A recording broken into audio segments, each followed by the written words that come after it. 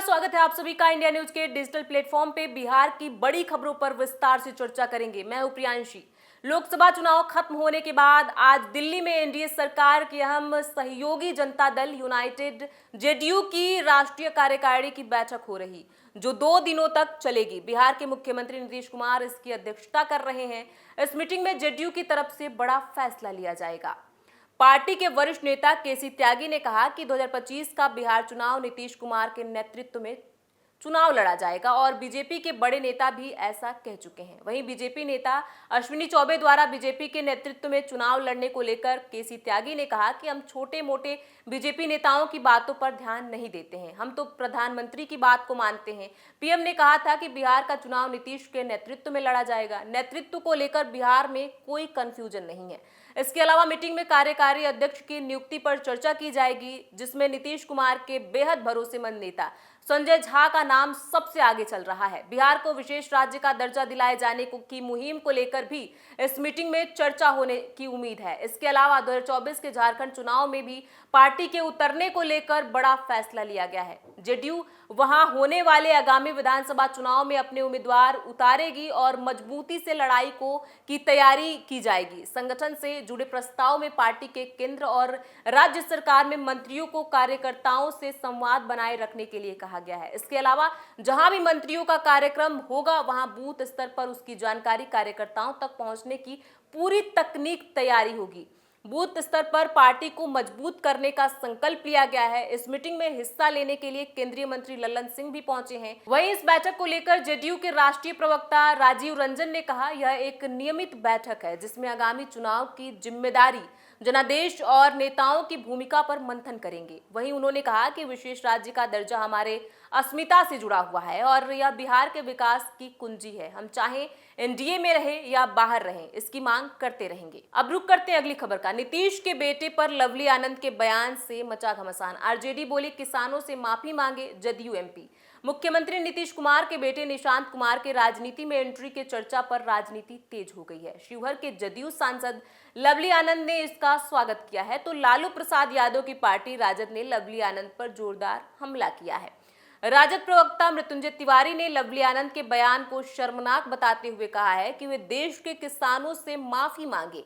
निशांत कुमार की राजनीति में एंट्री के सवाल पर लवली आनंद ने कहा कि पॉलिटिशियन के बच्चे पॉलिटिक्स नहीं करेंगे तो क्या खेती बाड़ी करेंगे। राजद के प्रवक्ता मृत्युंजय तिवारी ने उनके इस बयान को शर्मनाक और किसानों का अपमान करार दिया है। उन्होंने कहा कि लवली आनंद का कथन सीधे सीधे देश के अन्नदाता किसानों का अपमान है। देश की आत्मा खेत खलिहानों में बसती है और देश के 140 करोड़ लोग उन्हीं की मेहनत से अपना पेट भरते हैं और लोग गर्व करते हैं कि हम किसके बेटे हैं। किसान के बेटे भी संसद और मंत्री बनते हैं, आईएएस पीसीएस बनते हैं। अन्नदाता के बारे में अपमानजनक बात करना अत्यंत शर्मनाक है। इसकी जितनी निंदा की जाए उतनी कम है। उन्हें किसान भाइयों से माफी मांगनी चाहिए, नहीं तो लोग उन्हें मजा चखा देंगे।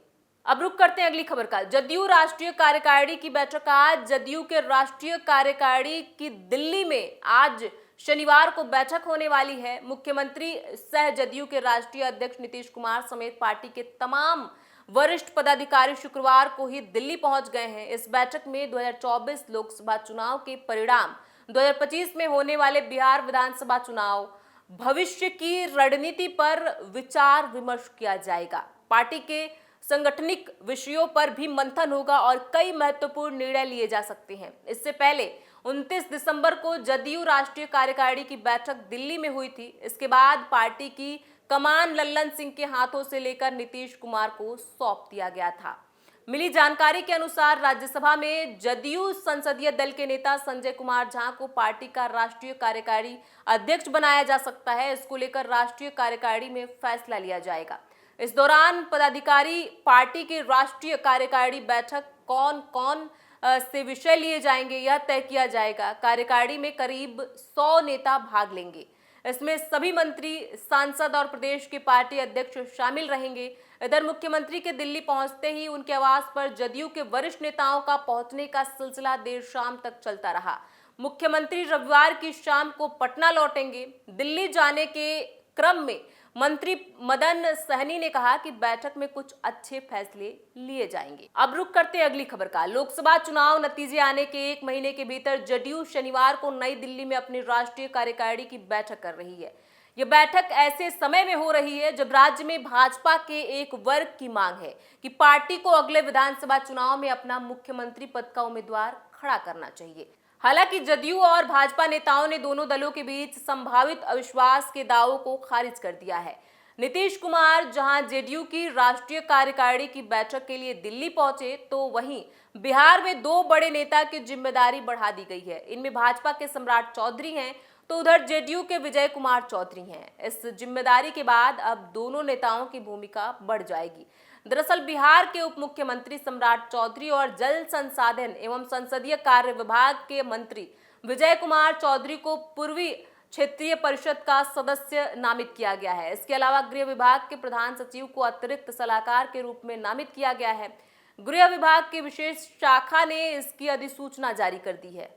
अब रुक करते हैं अगली खबर का। सीबीआई ने नीट पेपर लीक मामले की जांच अपने हाथों में लेने के बाद तेजी से एक्शन लिया है। बिहार के इकोनॉमिक ऑफिस यूनिट ईओयू ने अपनी जांच में हजारीबाग के जिस ओएसिस स्कूल से पेपर लीक का तार जोड़ा था, उस लीड पर काम करते हुए सीबीआई संजीव मुखिया गिरोह के पूरे प्लान को सामने लाने में जुटी हुई है। सीबीआई ने ओएसिस स्कूल के प्रिंसिपल एहसान उल हक और वाइस प्रिंसिपल इम्तियाज आलम को गिरफ्तार किया है। दोनों को 5 दिन की रिमांड पर लेकर सीबीआई की टीम आज से पटना में पूछताछ शुरू करने वाली है। केंद्रीय जांच एजेंसी पहले से ही संजीव मुखिया के 2 खास गुर्गों चिंटू और मुकेश को रिमांड पर लेकर पूछताछ कर रही है। सीबीआई को आशंका है कि हजारीबाग के ओएसिस स्कूल से ही नीट का पेपर लीक हुआ और इसमें एहसान उल हक और इम्तियाज आलम की भूमिका थी। लीक होने के बाद नीट परीक्षा का पेपर माफिया संजीव मुखिया तक पहुंचा। संजीव मुखिया ने अपने गुर्गे चिंटू को लीक हुए नीट पेपर का प्रिंट आउट कराने के लिए भेजा था। चिंटू ने पेपर सॉल्व कराने के लिए रॉकी के जरिए सॉल्वर तक पहुंचाया। रॉकी ने पटना और रांची के एमबीबीएस स्टूडेंट के जरिए प्रश्न पत्र सॉल्व कराए।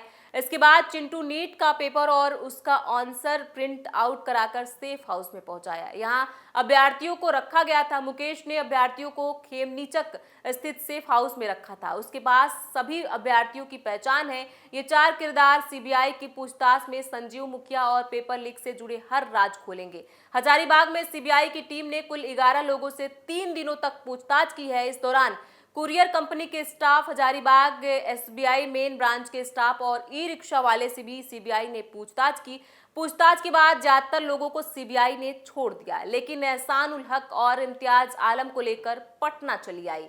हजारीबाग सेंटर के कोड वाला एक आधा जला हुआ प्रश्न पत्र पटना के उस सेफ हाउस में पाया गया था, जहां अभ्यर्थियों के एक समूह को नीट परीक्षा के 1 दिन पहले ठहराया गया था। हजारीबाग में सीबीआई टीम ने ओएसिस स्कूल से सीसीटीवी फुटेज एकत्र किए और प्रिंसिपल एहसान उल हक से संबंधित एक लैपटॉप और 2 मोबाइल फोन जब्त कर लिए।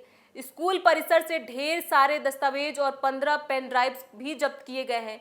फोरेंसिक एक्सपर्ट ने शहर के मुख्य एसबीआई ब्रांच की जांच की। नीट यूजी का पेपर रखने के लिए जिसके स्ट्रांग रूम का इस्तेमाल किया गया था। अब रुक करते हैं अगली खबर का। गया में चलती बस के नीचे कूदकर बुजुर्ग ने की आत्महत्या, सामने आया लाइव वीडियो। बिहार के गया से एक सनसनीखेज खबर सामने आ रही है। एक बुजुर्ग ने चलती बस के नीचे कूदकर आत्महत्या कर ली। शहर के डेल्हा थाना क्षेत्र ओवरब्रिज के पास शुक्रवार को चलती बस के नीचे आकर वृद्ध ने अपनी जान दे दी। देर शाम तक मृतक की पहचान नहीं हो पाई। मौके पर पहुंचकर डेल्हा थाना की पुलिस शव को कब्जे में लेकर पोस्टमार्टम के लिए गया। मगध मेडिकल अस्पताल भेजा गया। इस घटना का लाइव वीडियो भी सामने आ गया है, जो सोशल मीडिया पर तेजी से वायरल हो रहा है। घटनास्थल पर मौजूद लोगों ने बताया कि बस के नजदीक पहुंचते ही वृद्ध खुद ही बस के पिछले चक्के के नीचे सिर रख दिया। बस ड्राइवर कुछ समझ पाता इससे पहले चक्का सिर पर चढ़ गया था। तत्काल वृद्ध की मौत हो गई। मृतक लुंगी और गंजी में था। डेल्हा थाना अध्यक्ष रवि कुमार ने बताया कि मृतक की पहचान की कोशिश की जा रही है। थाना अध्यक्ष ने कहा, पड़ताल में आत्महत्या की बात सामने आई है।